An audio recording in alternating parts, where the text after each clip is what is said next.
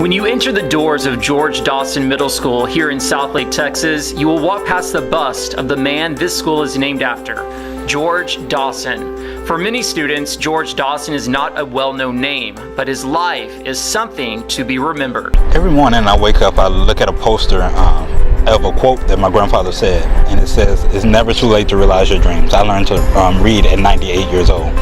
George Dawson was born in Marshall, Texas in 1898. He was the grandson of slaves and was raised in a poor farming family. Dawson experienced the harshness of the segregated South at an early age. At 10, one of his best friends, Pete Spillman, was lynched after he was falsely accused of raping a white woman in town. Dawson witnessed his lynching and expressed his anger in the book Life is So Good, a book he co-wrote with Richard Globman. "I will never work for or talk to a white person again," I said with anger. "That was wrong what they did," I said. "These white folks are mean and nasty people." Papa swallowed hard and pulled up on the reins to the wagon so the wagon stopped. He turned towards me. "No, you will work for white folks. You will talk to them." "But Papa, what about Pete? He didn't do nothing wrong, and they killed him." Papa looked at me and said, "Some white folks are just mean and nasty. Some were just scared. It doesn't matter. You have no right to judge another human being. Don't you ever forget it," my father had spoken. This lesson taught by his father led Dawson to a life of acceptance and grace. Globman said the reaction from Dawson after he wrote the first chapter was something he won't forget. I'm reading it to him, and then I'm realizing I don't really want to be reading this chapter to him. I mean, it's pretty brutal, as you know, the first chapter. And I looked over, and he had tears just rolling down his face. You know, I just felt terrible. You know, this is a 100-year-old man, 100 plus. I really had grown to I really loved him at that point, and I felt terrible. And I said, well, we don't have to, we could stop here. And he goes, "No, keep going. This needs to be said." So I kept reading, and he kept crying. Dawson was never able to go to school and was illiterate for most of his life. When he turned 98, he found out about an adult education class taught by Carl Henry in Dallas, Texas. The story of learning how to read at 98 gained national attention and eventually got Dawson a segment on the Oprah Winfrey Show. Globman, who was an elementary school teacher in Seattle, Washington, heard about Dawson's story in a local newspaper and was inspired to write a book about his life. And it was about George Dawson celebrating his birthday party at school, his 100th birthday party. And I realized as I read the article, he was probably reading his birthday cards by himself for the first time in his life at age 100. Even though Dawson couldn't read for most of his life, that did not stop him from traveling the world and finding work. He would calmly jump on and off freight trains with hobos. He traveled from Texas to Canada and even Mexico. It wasn't easy for a colored person to be traveling back then. Matter of fact, it could be dangerous. The Klan was growing and running strong then. Walking down the road all day was just asking for trouble. Despite these dangers, Dawson got to experience many places and people, but he always knew Texas was home and eventually came back. He married and had 7 children.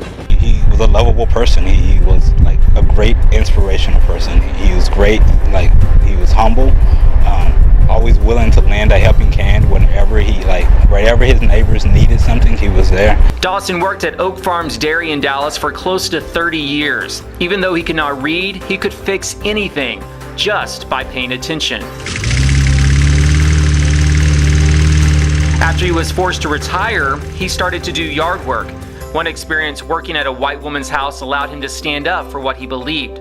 She offered him lunch while he was working, but put the food on the back porch, the same place where the woman's dogs ate their food. Dawson, who says he wasn't involved much with civil rights, said at this moment he knew he would stand his ground and refuse to eat with dogs. This is what he said in his book after the woman asked why he wouldn't eat her perfectly good stew. "It's just that I don't eat with dogs." As I said that, I looked at her straight in the eye. I could tell she understood what I meant. She got angry and red in the face, but I didn't turn away or look down. "Fine then, it's your choice to waste perfectly good food." I just hate to see that happen. Despite what I was feeling inside, I kept a level voice. "I hate to see food wasted too, ma'am." Her face softened a bit when I agreed with that. I went on, "But I eat with people. I'm a human being." Dawson knew he had to make a stand to be an example for his children. Dawson was a man who was humble and respectful and always looked at the bright side of life despite his challenges. Well, once I got to know him, he always was. He's a really warm man with a real sense of humor, and just liked people, liked to be around people, liked people. One time when Globin was at Dawson's house, he noticed a mouse in the kitchen and asked Dawson to kill it. See that potato in the corner? He goes and nibbles on that. I just leave it on the floor for him and he doesn't bother with nothing else. Years ago, I would have killed him in a trap. Now I just figure he needs to eat a little, but he ain't trying to cause me any harm. A potato lasts him a long time. When he finished that, I'll just set out another if I have one.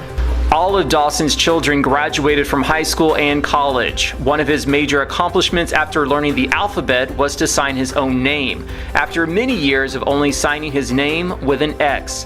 He also loved baseball and was known for his ability to break horses. His favorite book was the Bible. Every year, the administrators at Dawson Middle School come here to Lincoln Memorial Park in Dallas to put flowers on Dawson's grave. They hope the students who enter Dawson Middle School won't forget the life and example of George Dawson. The quiz that we always give kids is, who's George Dawson? And they can always tell us, hopefully, bare minimum, that he learned to read at 98 years of age. But I think if they can understand that at an even deeper level, it's about never stopping learning. I mean, that's what we do in education, right? We try to create lifelong learners. That's one of our catchphrases as educators, but that's living it. That's somebody who said, even at 98 years of age, never having had the opportunity to learn how to read, let's go, let's learn. George Dawson died at 103 years old on July 5th, 2001.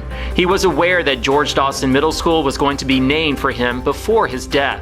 From his ability to never give up on education, to his heart, and his outlook on life, Dawson always remembered this quote from his dad, and it is something we should never forget.